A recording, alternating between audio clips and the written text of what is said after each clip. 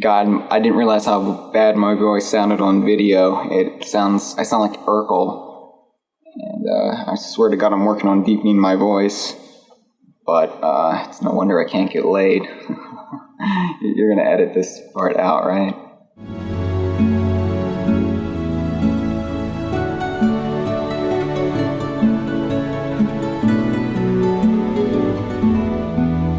Hi, I'm Hyle Russell, and you're watching my skinny ass and listening to my nasally voice right now because I missed the DVD commentaries.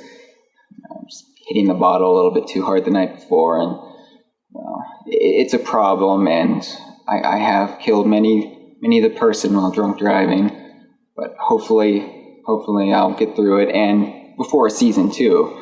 But until then, Chad wanted me to talk to you about the first season and some of my opinions about it and the origins of the characters.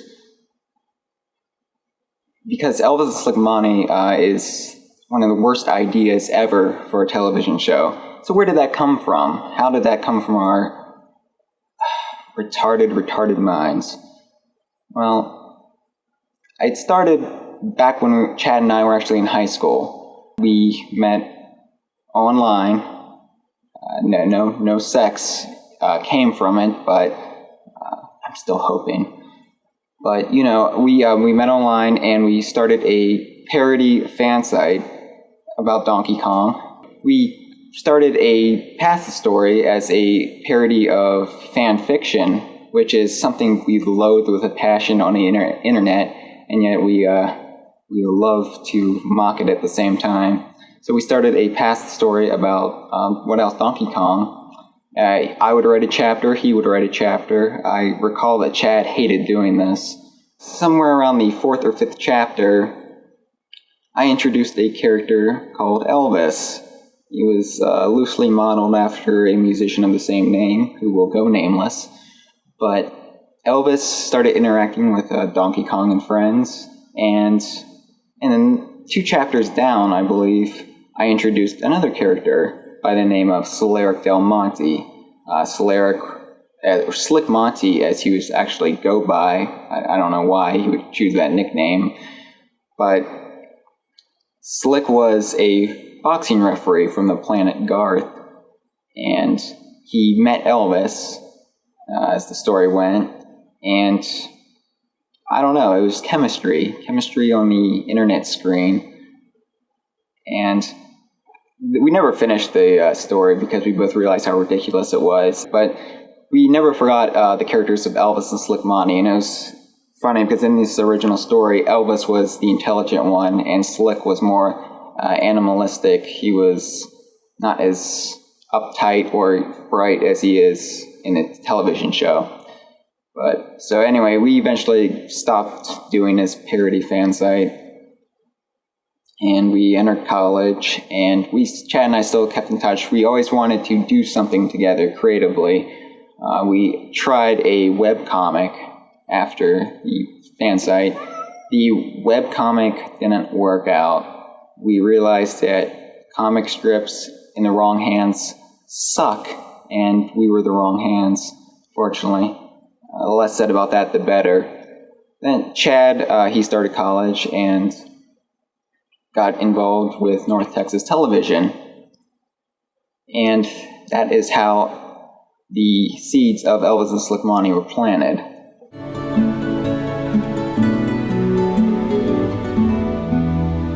The Midnight Hours was the show that Chad and I were planning on doing together. What the Midnight Hours was it was a late night talk show, pretty cliched, pretty much like The Tonight Show, or specifically at the time we were thinking of Late Night with Conan O'Brien, but we just figured it would be the easiest thing for us to produce with no knowledge on how to do a television show. And we needed sketch material. I was automatically promoted as head writer because I guess Chad has awful taste, but we both agreed, he was actually the one who suggested it to me, that we bring back Elvis and Slick Monty as a sitcom parody, and we would do this sketch on the show of the Midnight Hours. And I love the idea, And I immediately, I believe that night, wrote the first sketch. It was only 8 minutes long. What eventually became the script for episode 101, Kamikaze Pilot. But as the months passed and we still hadn't done anything for the midnight hours, I continued writing Elvis and Slick Monty sketches. I wrote one more, and then I wrote another. And after 3, and after I was getting ready to start the 4th, I believe Chad suggested, hey, why don't we just do Elvis and Slick Monty instead of the midnight hours, because we both really didn't care for late night talk shows at that point. I mean, we liked The Daily Show, but we felt that the formula was tired, and basically we would just be making a hollow product that wouldn't endear us to anybody. And the only thing we truly believed in was Elvis and Slick Monty. So I fought against the idea, actually. I thought, no, this was a stupid idea. It's a sitcom parody. People will get tired of it after the 2nd episode. And I was right.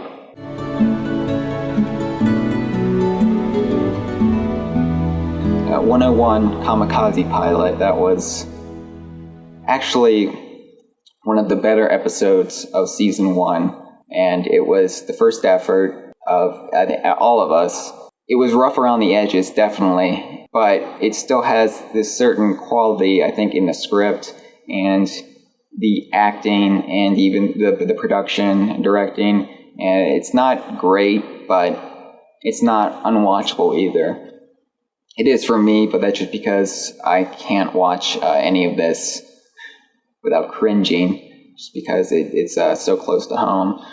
But Kamikaze Pilot was the first sketch written, and so the basic ideas were there. You wanted Elvis and Slick Monty to be roommates, kind of like an Odd Couple style setting for this parody of a sitcom.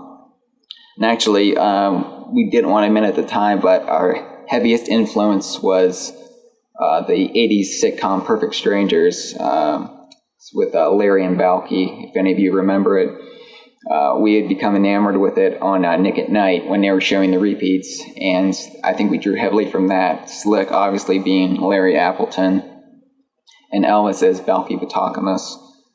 We knew we wanted to keep Slick's job as a boxing referee from this parody fan fiction, and we wanted to do a boxing-themed episode then to drive home the point of what Slick does, so he's not just some freak dressed in a referee shirt. So the first episode was probably the purest sitcom parody.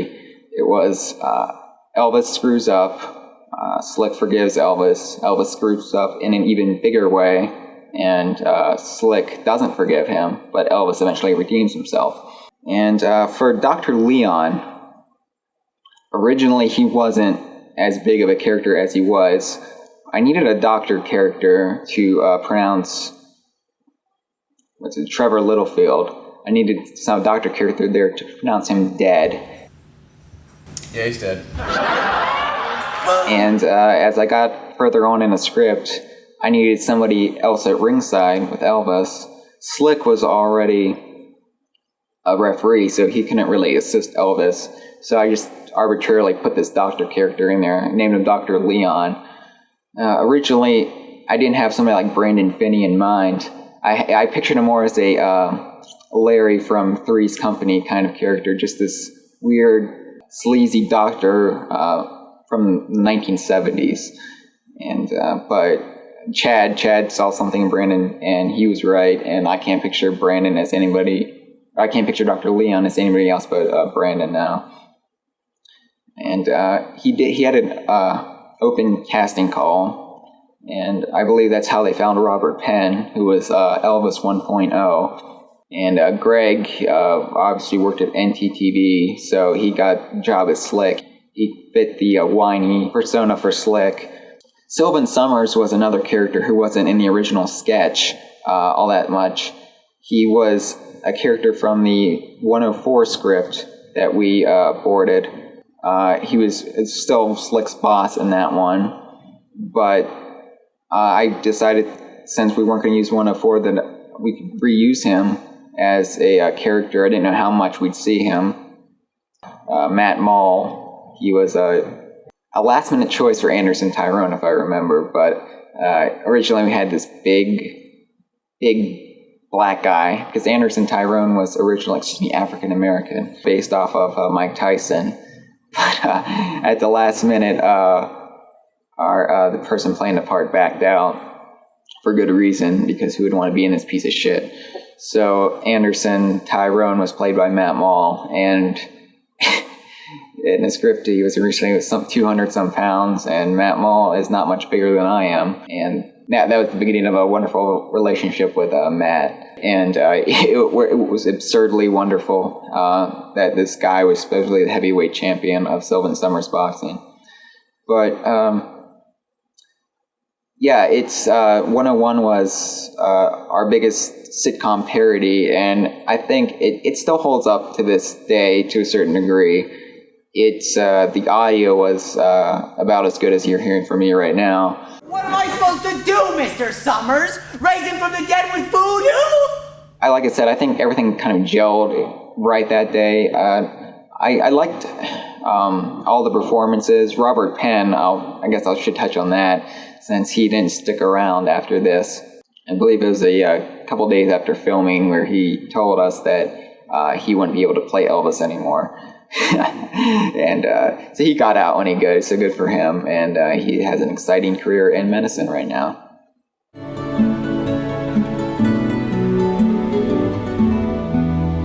It's the big 66 episode of Sex, and we needed a new Elvis before filming.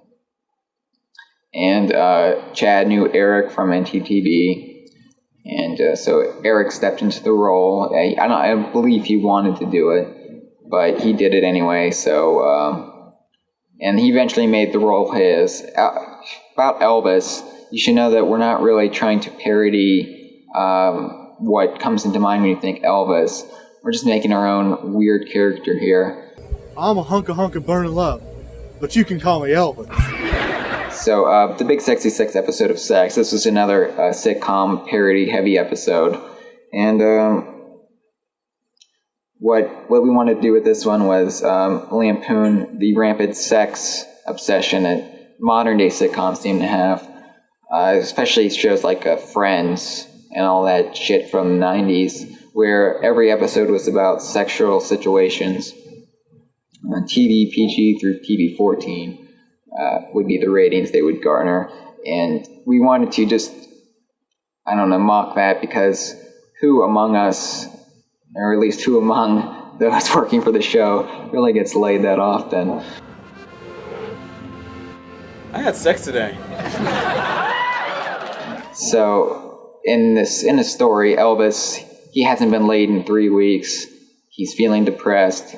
He meets Diane Buttercup at the grocery store, or the convenience store that we called a grocery store anyway. And he hits on her, and she somehow agrees to go out on a date with him. And wacky misunderstandings ensue when Elvis wants to know how to get her in the sack that night. Mayor Richard Nixon tells him, of course, the Spanish Fly. Richard Nixon was an idea, I don't know if it was Chad or mine's idea, but we wanted Nixon in the show because of the famous meeting between Nixon and another Elvis, or our Elvis may or may not be based off of. And we wanted Nixon to be the mayor for no reason whatsoever. Just the thought that somebody would elect him to office again, I think we really liked. And the Nixon costume was among the hardest things to figure out how we were going to do it. Originally, I think Chad wanted to play Nixon right away. So originally he said, well, let's just make me up like Nixon. Let's give me a wig and I'll do the voice. And I thought, no, because nobody will know who the hell you are, Chad. You don't look anything like Nixon. At the most, you look like, you could pass as a young Ron Howard, maybe. No, he really couldn't. Maybe Conan O'Brien. So that didn't work. So then I thought, well, we get a Nixon mask, just a Halloween mask, and we'd cut it up, and we'd use his most defining facial features and glue it on Chad's face, so he could still have movement of the mouth and eyes. But we realized that would still look like complete shit because Chad has a milky white, pale skin, and Nixon was flushed and sweating all the time. So there would be too much of a contrast between the cut-up mask and Chad's own skin. So basically, we then decided, hell, we'll just put the mask on him. And I think that really works better because somehow it just adds to the absurdity, and people can buy it's actually Nixon if they don't think about the mask too much. So, and Diane Buttercup, she wasn't originally supposed to last beyond this episode. We just needed a person to serve as the object of Elvis's sexual desires, and then she would give him her STDs and then leave this show. But then we realized, well, hell, we don't have any female characters. So she wanted to stay at execution just because of her lack of male genitalia. And we're trying to develop her character more, which you'll probably see in season 2.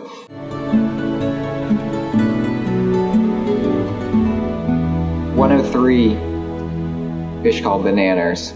That was the worst episode. I don't think there is anybody who's fond of it. I know Chad hates it. I hate it. I hate you, Dr. Leon. Originally, it aired before 102, just because the way production worked out, and it was awful. Nothing worked right. The script itself, I'll admit, since I was the head writer for it, was incredibly weak. This was the sketch for the Midnight Hours that was 15 minutes long, and so there wasn't that much more to add to it. And that's where I think it hurt the most, because all the sketches were pretty thin, as they were built to be sketches and not self-contained shows. So I didn't do that much more work on this, and I'll take the blame for it. But I think the actors were fatigued after filming 102 at the same time. Chad was tired, and the episode itself was atrocious, so there wasn't much they could do with it anyway. This was another sitcom staple where a character kills the pet of another character, and they need to replace it. And the story itself is tired, and we thought, oh, well, we'll make fun of that, but I think it just made the show tired as well. The one bright spot of this episode was the character of Elliot Wong. He lived up to my expectations, I guess, of what the character was going to be: a questionably homosexual, cannibalistic pirate pet store owner who majored in economics. And that is as fleshed out as he got. I think Chad and I just both like pirates to a certain degree, so we thought, yeah, let's have a pirate be a pet store owner, and he tries to eat Dr. Leon. And you'd be pretty tasty too. That's as genius as this episode got, and I'm sorry that it's in this set. I'm sorry you rewatched it or watched it for the first time, and I would offer you a $2 refund for just that episode, but unfortunately I can't do that because I'll need that money for booze. So the less we say about 103, the better, except it will never be that bad again.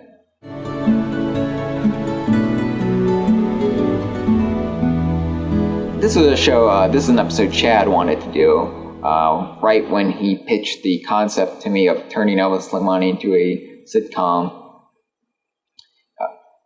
Obviously, the show is a riff on the Saved by the Bell episode, Jesse's song, where Jesse becomes addicted to painkillers right as her musician career starts to take off, which I don't know. I didn't know she was a singer. I thought she was a honor student, but whatever.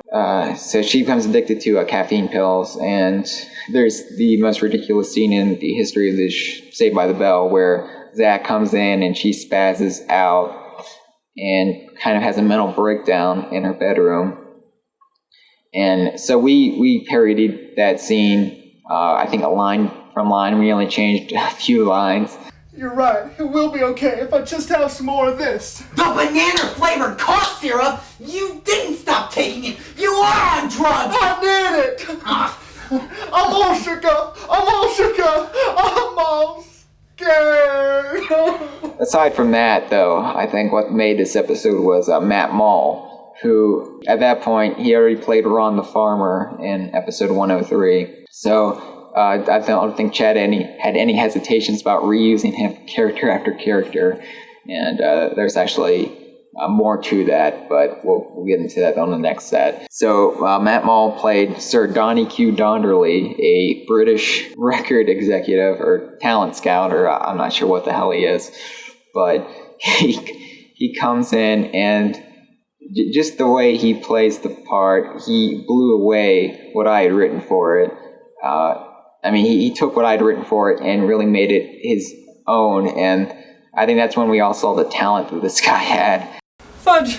You've got some explaining to do! He had some real acting ability, and he could camouflage himself. You would never figure out that this was the same guy as Anderson Tyrone, but he just becomes the role he's playing, and that's just awesome.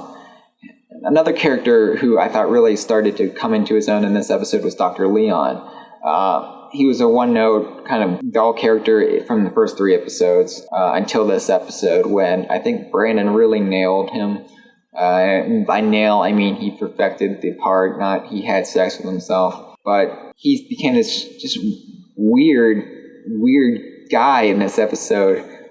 Yes, there are, I think, some homosexual undertones, as I think there are with all of our episodes, but Dr. Leon, from making out with Lord Roger von Bloodshire to basically just being a spaz, I don't know, he just brought this energy to his performance. I think Eric also really came into his own as Elvis in this episode.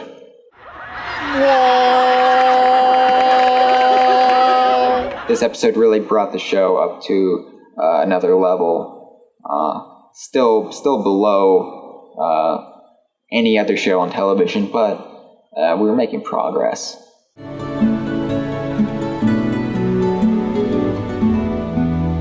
"105 Woo's the Boss" was originally not supposed to be the season finale. There was going to be another episode in the season, and I'll get to that after this. But 105 was a hodgepodge of scripts and ideas that, by all logic, it shouldn't have worked, and yet it did work.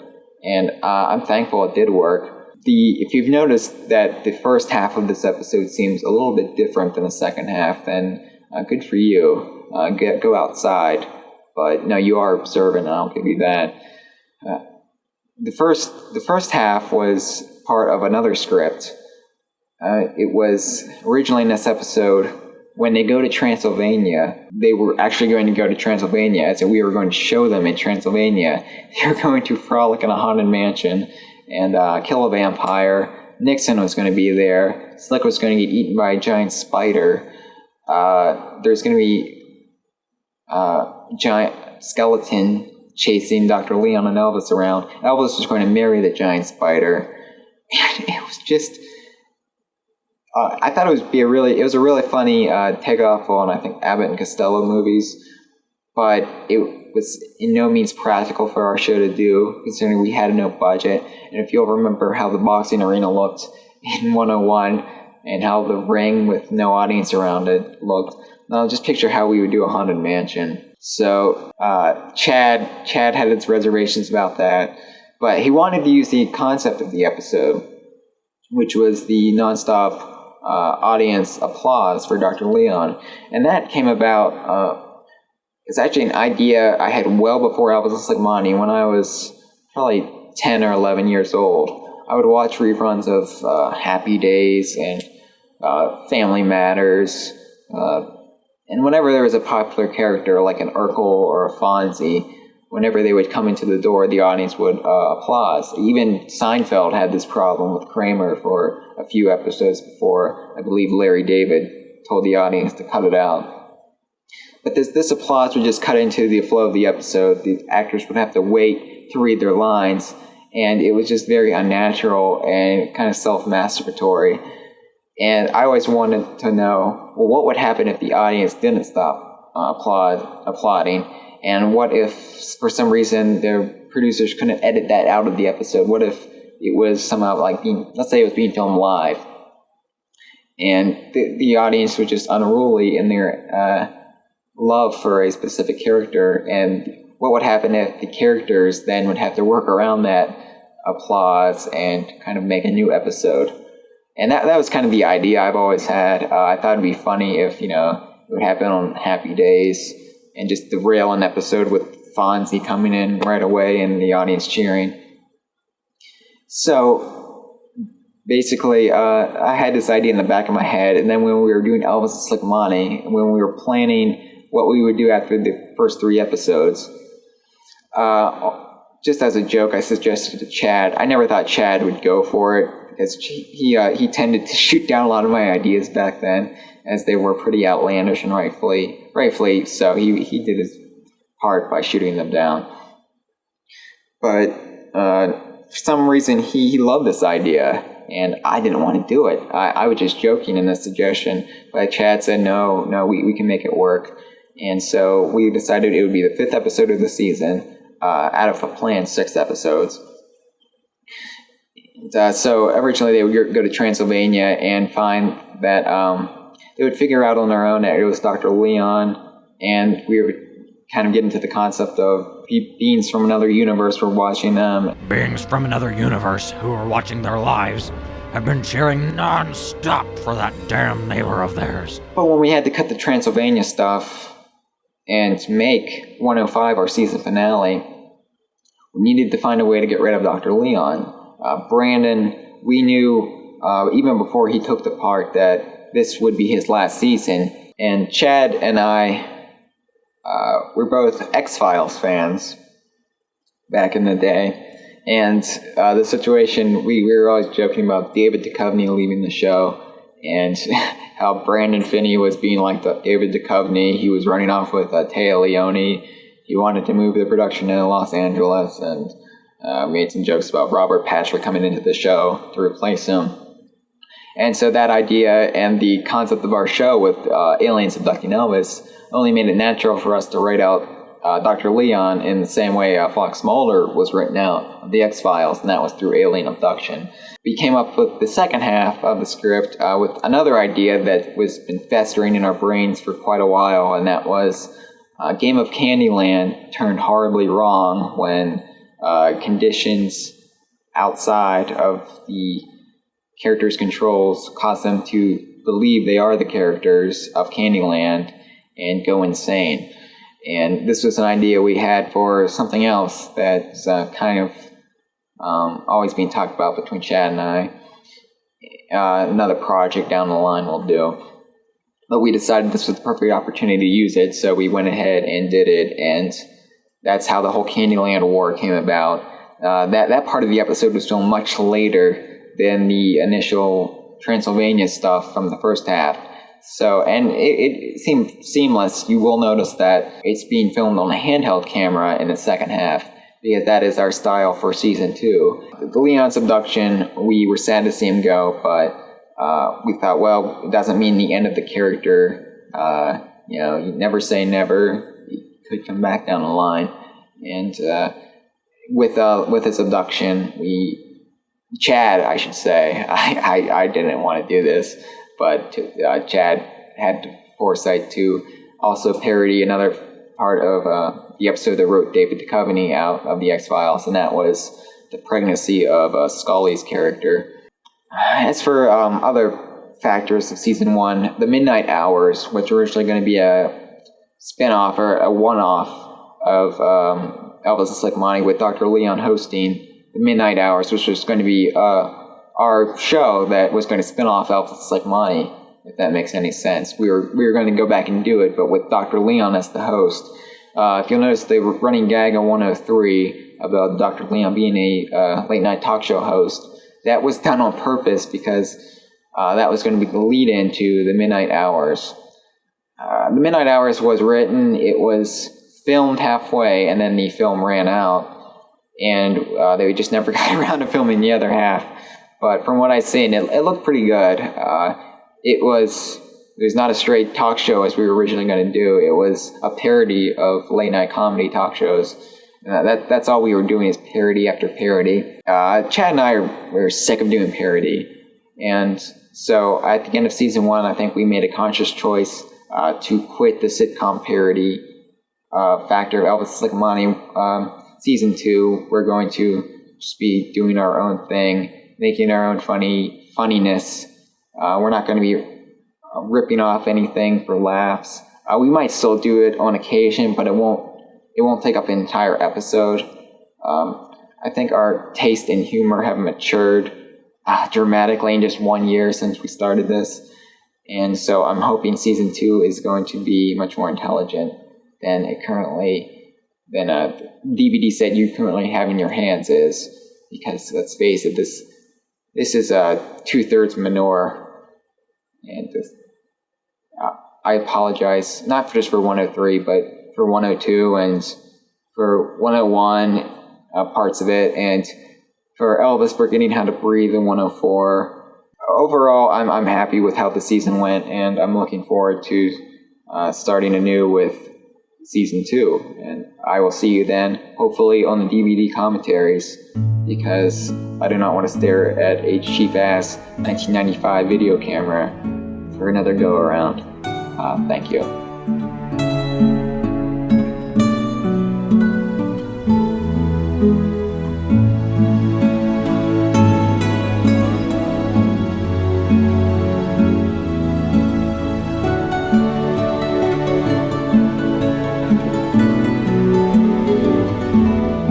Okay, you're gonna have to edit that dramatically, Chad. Good luck, fucker.